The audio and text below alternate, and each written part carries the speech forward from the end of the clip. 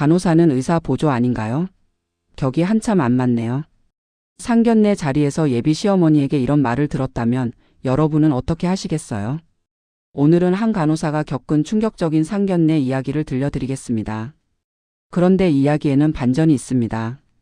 그 예비 시어머니가 사실은 영상 시작하기 전에 이 이야기가 궁금하시다면 좋아요 버튼 꾹 눌러주시고요. 앞으로도 이런 감동적인 이야기 놓치지 않으시려면 구독과 알림 설정까지 부탁드립니다. 그럼 지금 바로 시작하겠습니다. 1. 예상치 못한 만남. 오후 4시 50분 압구정 현대 아파트 인근의 특급 호텔 7층. 오유진은 화장실 거울 앞에서 또 한 번 립스틱을 고쳐 바르며 깊은 숨을 들이쉬었다. 32살 대학병원 응급실 수간호사. 10년 가까이 의료 현장을 지켜온 그녀였지만 오늘만큼은 손이 떨렸다. 엄마 괜찮을까요? 옆에서 딸을 지켜보던 어머니 김미숙이 부드럽게 딸의 어깨를 감싸 안았다. 우리 딸이 뭐가 부족하다고. 밤낮 없이 사람 살리는 일 하는데 당당해야지. 하지만 유진의 불안은 쉽게 가시지 않았다. 송지훈과 만난 지 1년 그는 자상하고 따뜻한 사람이었다. 같은 병원에서 일하며 자연스럽게 가까워졌고 유진의 헌신적인 모습에 반한 지훈이 먼저 고백했다. 문제는 지훈의 가족이었다. 특히 그의 어머니는 의대 교수 집안 출신으로 며느리 역시 의사나 최소한 약사 정도는 되어야 한다는 생각이 확고했다. 지훈은 괜찮다고 자기가 설득하겠다고 했지만 유진은 알고 있었다. 오늘 상견례가 얼마나 중요한지를. 미묘한 공기. 오후 5시 정각. 라 메종 레스토랑의 VIP룸은 통유리로 된 창문 너머로 한강의 야경이 펼쳐지는 고급스러운 공간이었다. 샹들리에가 은은한 빛을 내뿜고 하얀 테이블보 위에는 프랑스산 도자기가 정갈하게 놓여 있었다. 유진의 부모가 먼저 도착했다. 아버지 오경수는 30년간 중견기업에서 성실하게 일한 평범한 회사원이었고 어머니 김미숙은 초등학교 교사였다. 소박하지만 따뜻한 가정을 꾸려온 이들이었다. 아버지 너무 긴장하지 마세요. 긴장 안 하고 어떻게 있냐. 우리 딸 좋은데 보내야 하는데. 바로 그때 문이 열리며 송지훈의 가족이 들어왔다. 송지훈 35세은 훤칠한 키에 단정한 인상의 소화기내과 전문의였다. 그의 뒤로 아버지 송준형 62세가 어머니 이명희 59세가 따라 들어왔다. 이명희는 한눈에 봐도 고급스러운 트위드 재킷과 샤넬 백을 들고 있었다. 그녀의 날카로운 시선이 유진과 유진의 부모를 후었다. 단 몇 초 만에 그녀의 표정에 미묘한 변화가 스쳤다. 어서 오세요. 반갑습니다. 김미숙이 먼저 일어나 인사했다. 오경수도 공손하게 고개를 숙였다. 예, 안녕하세요. 이명희의 대답은 형식적이었다. 그녀는 자리에 앉으며 다시 한번 유진을 위아래로 후어보았다. 유진은 심플한 베이지색 원피스를 입고 있었다. 값비싼 옷은 아니었지만 단정하고 깔끔했다. 처음 몇 분간은 어색한 침묵이 흘렀다. 웨이터가 메뉴를 가져왔고 송준혁이 적당히 코스 요리를 주문했다. 3. 균열의 시작. 전체 요리가 나오고 가벼운 대화가 오갔다.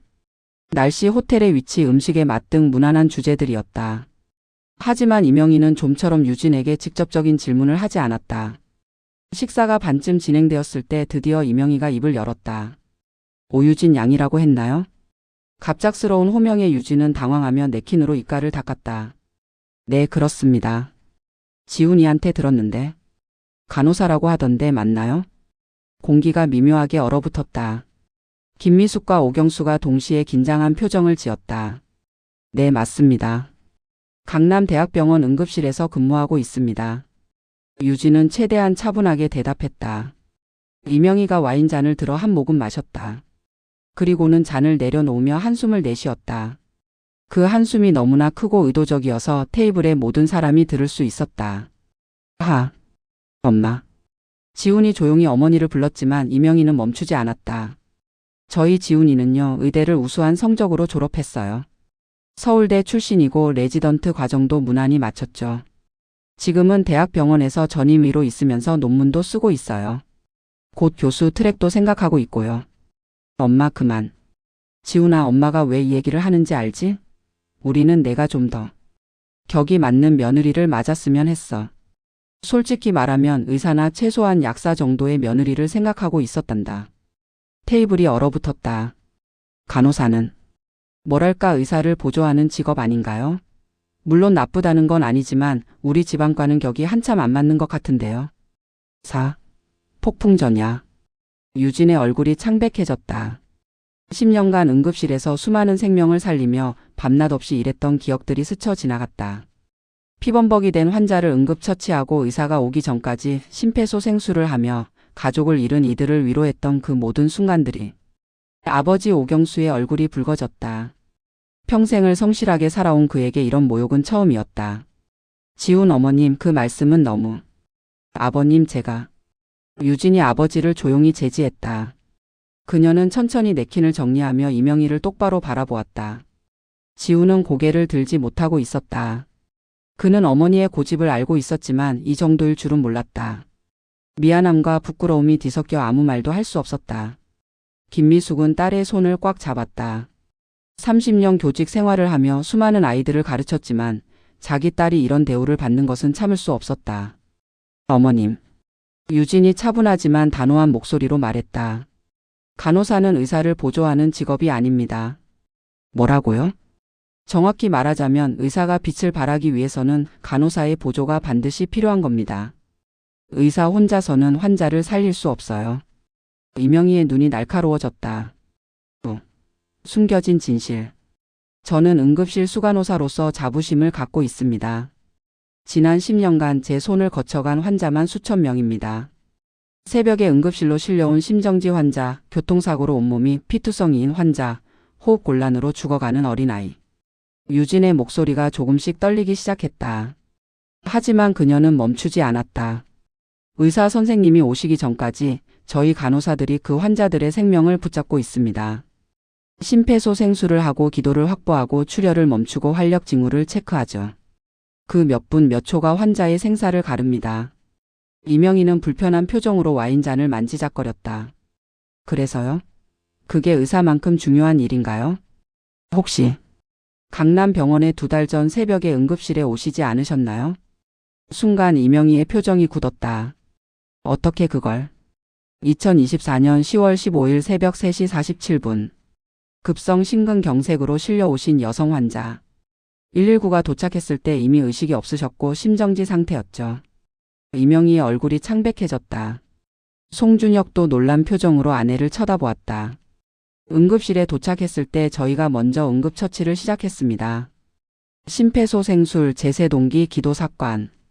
당직 의사 선생님이 오실 때까지 8분간 저희 간호팀이 그 환자의 심장을 대신 뛰게 했죠. 유진은 그날을 또렷이 기억하고 있었다. 환자분이 의식을 되찾으셨을 때 저한테 뭐라고 하셨는지 기억하세요? 죽음의 문턱까지 갔다 왔어요. 간호사님. 아니, 천사님 덕분에 살았네요. 그렇게 말씀하시며 제 손을 꽉 잡으셨죠. 6. 침묵의 무게. 레스토랑 룸은 죽은 듯 조용했다. 이명희는 손이 떨려 와인잔을 제대로 잡지 못했다. 그날 밤의 기억이 생생하게 떠올랐다. 가슴을 쥐어뜯는 듯한 통증, 숨이 막히는 공포, 그리고 깜깜한 어둠.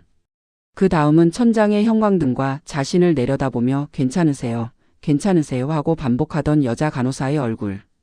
그 간호사가 바로 유진이었다. 그때 그 간호사가. 네, 제가 그날 당직 수간호사였습니다. 송준혁이 아내의 손을 잡았다. 그날 밤 전화를 받고 병원으로 달려갔을 때의 공포가 되살아났다. 의사들은 모두 기적이라고 했다. 응급실 도착 당시 이미 심정지였는데 간호팀의 신속한 대처로 뇌손상 없이 살아났다고. 지우는 고개를 들지 못했다. 어머니가 간호사를 무시했던 바로 그 간호사가 어머니의 생명을 구했다니. 김미숙이 조용히 일어섰다. 그녀의 눈에는 눈물이 맺혀 있었지만 목소리는 단호했다. 저희도 이런 집안이랑은 격이 맞지 않는 것 같습니다. 여보게. 오경수가 아내를 말리려 했지만 김미숙은 고개를 저었다. 30년간 교단에 서면서 아이들에게 가르쳤습니다. 직업에는 귀천이 없고 모든 노동은 존엄하다고요. 그런데 오늘 제 딸이 이런 모욕을. 7. 존엄한 퇴장. 김미숙은 핸드백을 들고 유진의 손을 잡았다. 유진아, 일어나자. 우리는 이런 자리에 더 있을 필요 없어. 엄마. 괜찮아. 우리 딸은 자랑스러운 간호사야. 그 누구에게도 무시당할 이유가 없어. 오경수도 천천히 일어섰다. 그의 눈빛에는 딸에 대한 자부심이 가득했다. 잠깐만요. 이명희가 황급히 손을 내밀었다. 하지만 입에서 나오는 말이 없었다. 미안하다는 말도 사과도 제대로 할 수 없었다. 김미숙은 핸드백에서 카드를 꺼냈다. 그래도 격은 갖춰야겠죠. 이 레스토랑 1인당 식사비가 32만 원이라고 들었습니다. 총 6명분 192만 원입니다. 그녀는 카드를 테이블 위에 놓았다. 저희 먼저 나가겠습니다. 남은 식사 맛있게 하세요. 유진은 마지막으로 지훈을 바라보았다. 그는 여전히 고개를 들지 못하고 있었다. 사랑한다고 했던 그 남자가 정작 필요한 순간에는 아무것도 하지 못하고 있었다. 아, 이 사람은 아니구나. 유진은 마음속으로 작별을 고했다. 세 사람이 문을 나서자 레스토랑 룸에는 무거운 침묵만 남았다. 1년 후 2025년 12월 서울 모처의 예식장. 오유진은 순백의 웨딩드레스를 입고 버진로드를 걷고 있었다. 그녀의 얼굴에는 환한 미소가 가득했다. 신랑은 대기업 마케팅 본부에서 일하는 정우진 34세였다. 유진이 친구의 소개로 만난 지 6개월 만의 결혼이었다. 우진은 유진이 응급실에서 야간 근무를 마치고 나올 때마다 커피를 들고 기다려주는 사람이었다. 그는 유진의 직업을 존경했고 그녀가 밤새 환자를 돌보고 지쳐서 돌아올 때면 따뜻한 식사를 준비해 주었다. 당신이 하는 일이 얼마나 대단한지 알아요. 당신은 영웅이에요. 우진의 부모님도 달랐다. 시어머니 박순자는 유진을 처음 만났을 때 이렇게 말했다. 며느리가 간호사라니 정말 자랑스럽네요. 우리 친척 중에 간호사가 없어서 항상 부러웠어요. 아프면 바로 물어볼 수 있잖아요. 그녀는 진심으로 유진을 환영했다. 결혼식이 끝나고 2년이 흘렀다. 유진은 여전히 응급실에서 일하고 있었고 이제는 간호과장으로 승진했다. 그녀는 후배 간호사들을 교육하며 더 많은 생명을 살리는 일에 헌신했다. 어느 일요일 오후 유진은 시댁을 방문했다. 시어머니 박순자는 유진을 보자마자 환하게 웃으며 맞아주었다. 우리 며느리 왔네. 어서 와 유진아. 거실에는 친척들이 모여 있었다.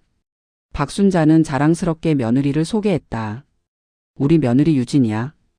대학병원 응급실 간호과장이지. 소중한 생명을 살리는 세상에서 가장 고귀한 일을 하는 우리 며느리란다. 유진은 시어머니의 말에 가슴이 뭉클했다. 이것이 진짜 존중이구나 라고 생각했다. 그날 저녁 집으로 돌아가는 차 안에서 우진이 유진의 손을 잡았다. 오늘도 우리 엄마가 자랑 많이 하셨죠? 응, 조금 민망할 정도로. 당연한 거예요. 당신은 정말 대단한 사람이니까. 유진은 창밖을 바라보았다. 1년 전 그 상견례가 떠올랐다. 그때는 너무나 아프고 수치스러웠지만 지금 생각하면 오히려 잘된 일이었다. 만약 그때 그 결혼을 했다면 평생을 무시당하며 살았을 것이다. 자신의 가치를 알아주지 않는 사람들 속에서 점점 작아졌을 것이다. 대신 지금은 자신을 있는 그대로 존중하고 사랑하는 사람들과 함께였다. 나는 간호사야. 사람을 살리는 일을 하지. 그것만으로도 충분히 자랑스러워. 유진은 우진의 손을 꽉 잡았다. 그의 따뜻한 온기가 전해졌다. 행복은 멀리 있지 않았다. 자신의 가치를 아는 것, 그리고 그 가치를 알아주는 사람과 함께하는 것. 그것이 바로 진정한 격이었다. 여러분 오늘 이야기 어떠셨나요? 유진은 자신을 무시했던 집안과의 결혼을 포기하고 결국 자신을 있는 그대로 존중해주는 진정한 사랑을 찾았습니다. 여러분께 질문 드립니다. 만약 여러분이 유진의 입장이었다면 어떻게 하셨을까요? 그 자리에서 바로 일어나셨을 건가요? 아니면 참고 관계를 이어가려고 노력하셨을까요? 그리고 지훈 어머니의 태도에 대해서는 어떻게 생각하시나요? 댓글로 여러분의 생각을 자유롭게 남겨주세요. 여러분의 의견이 정말 궁금합니다. 오늘 이야기가 감동적이셨다면 좋아요 버튼 꼭 눌러주시고요. 앞으로도 이런 따뜻하고 감동적인 이야기들 계속 들려드릴게요. 구독과 알림 설정으로 다음 이야기도 함께 해주세요. 다음 영상에서는 더 놀라운 이야기로 찾아뵙겠습니다. 시청해주셔서 감사합니다. 여러분 모두 존중받는 하루 되세요. 감사합니다.